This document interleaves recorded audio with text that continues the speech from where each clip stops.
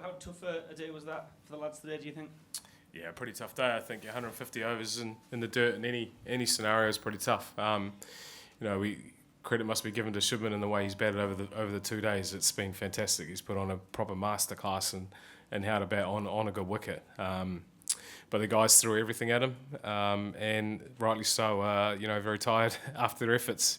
But I think to take 10 wickets on that for us anyway has been fantastic, and they've shown that it seems like a little bit of a new ball wicket where it can do a little bit to start. No one really knows how the older ball can react from days on from now, but yeah, so far they've done what they need to do. You mentioned 150 overs there and plenty of chasing around. Were there a few particularly sore bodies? Was Bryden's feet all right? Ben and Chris obviously tired as well. Yeah, I mean everyone's all right. Everyone's fine. It's just I think there's just tired minds and tired bodies, and you put in that much effort, and it's not just physical; it is mental as well about how they go about their job, and how much they put on themselves to get it right. And I think a good night's rest tonight, even the hour and a half they've had off today, will be beneficial going forward. And can you sort of put a thought on, after watching Shubman bat for probably 8 hours without giving a chance to lose the top 3 in 8 overs, is that just scoreboard pressure? Is that cricket, or was there a couple of loose shots in there? Do you know what? Look, I mean, they've had a day and a half off the pitch, and they've come in fresh and hot, and they've used the new ball really well. I think we did the same yesterday. It just didn't go our way, I suppose, and it may have been a little bit different if we did get those opportunities, but that was yesterday, and today's today. So there's obviously another day tomorrow where we'll come in. Hopefully, as shown so far, the older ball has got softer and hasn't done as much and been harder to get the ball to go sideways. So, we'll just see how tomorrow pans out. Go Mel and then Will. Jeets, does that show that, following on from Rory's question, that being able to tire out players and keep them in the field for a long time is perhaps as effective as having bowlers who can penetrate in an attack? Well, I mean, it's Test cricket, isn't it? That you want to keep the opposition out there for as long as possible. You want to pile as many runs on as possible and put pressure on that way. And I think they did that really well in the first innings. And yesterday felt like it could have been a lot different than it was. And this morning again with a ball that got old very quickly, it became very difficult. But to take 10 wickets for us and the way we went about it, we kept coming, I think is very encouraging going forward.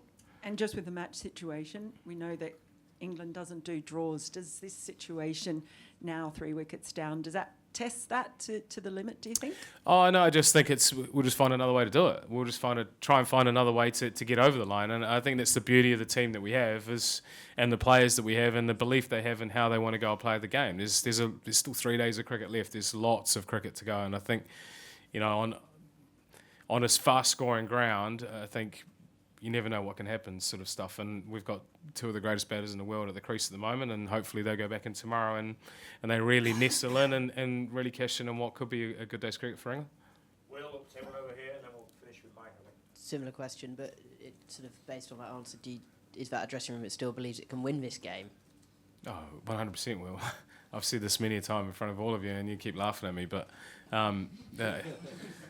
no, we'll go back in there and we'll have a quick chat about how the day's gone and what might look forward for tomorrow. But ultimately, it's about getting some rest in some guys and getting some shut-eye and then coming back fresh tomorrow. I can just ask for a quick assessment on how Shoaib bowled across the 2 days. A lot of overs, but ended up with some rewards, and particularly the pant wicket yesterday was a smart bit of bowling. Oh, look, I think over the 7 days he's bowled against India, he's bowled fantastically well. Headingley on a wicket that didn't offer much as well, but he found a little bit at the back end of the Test match in this game, first innings wicket, and he's come in and done a job for us. 45 overs from a 21-year-old, still learning his craft, is a fantastic effort. But even for the fact he bowled he's bowled his Karen ball 3 times, maybe more. I probably didn't watch all of it. Just shows how far he wants to take his game and how exciting he can be.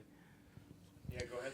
Coach, need to know your reaction on the exclusion of Kuldeep Yadav. Were you surprised, as in opposition camp? Were you surprised? And the second part is the way ball turned. Some sharp turns were there. Some Shoaib Bashir's delivery, and after that, Joe Root, the way he picked up Jadeja. How do you? Jadeja. How do you rate this wicket? In next 3 days, will there be more as far as spinners are concerned?